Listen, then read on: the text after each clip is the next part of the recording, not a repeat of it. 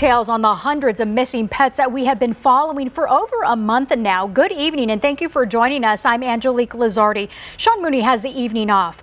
The battle of two animal shelters continues tonight as even more questions are being raised about the fate of more than 250 small pets transferred to the Humane Society of Southern Arizona by the San Diego Humane Society in August. News 4 Tucson's chief investigative reporter Corus Nylander was first to break this story and joins us live right now from the Humane Society headquarters with the latest. Good evening, Corus. Good evening, Angelique. And this very unusual story continues to get stranger by the day as the Humane Society of Southern Arizona Board of Directors launches its own internal investigation, suspending the shelter's top two executives temporarily. Tonight, the San Diego Humane Society says that it fears what truly happened to these small pets. We couldn't be angrier. We couldn't be sadder.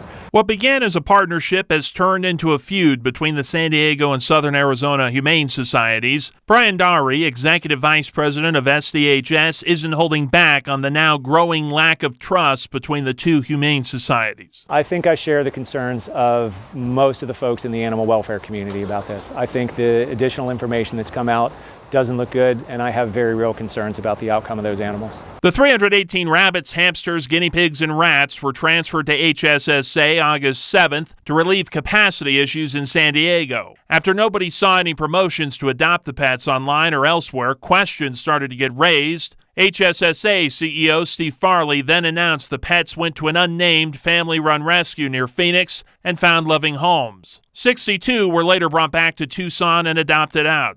We demand answers. But San Diego Humane Society and an army of other rescues and advocates just aren't buying it. HSSA can solve this. They can fix this issue. They can let us know what happened to those animals. It's as simple as that, and we're calling on them to do that.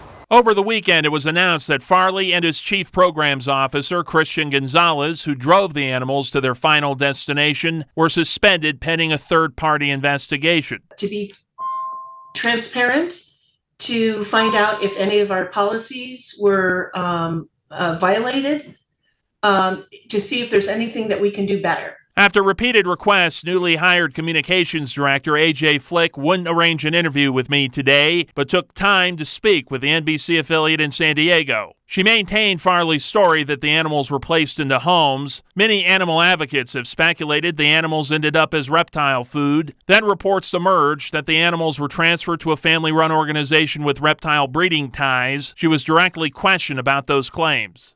I'm trying to find that out because I need to know. From what I've been told, it was this family-run agency. I don't know if they run it or their parents run it or someone else. So I'll have to get back to you on that. We have no evidence whatsoever that any of the animals were harmed or given as food for other animals. That's a question, though, the San Diego Humane Society says it wants answered definitively. They're looking at all of their legal options moving forward, have hired a private investigator, and have told me that they will go as far as litigating this inside of a courtroom.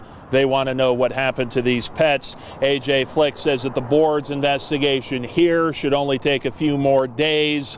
We'll be sure to update you as we get more information. Live from the west side tonight, Corus Nylander, News 4 Tucson.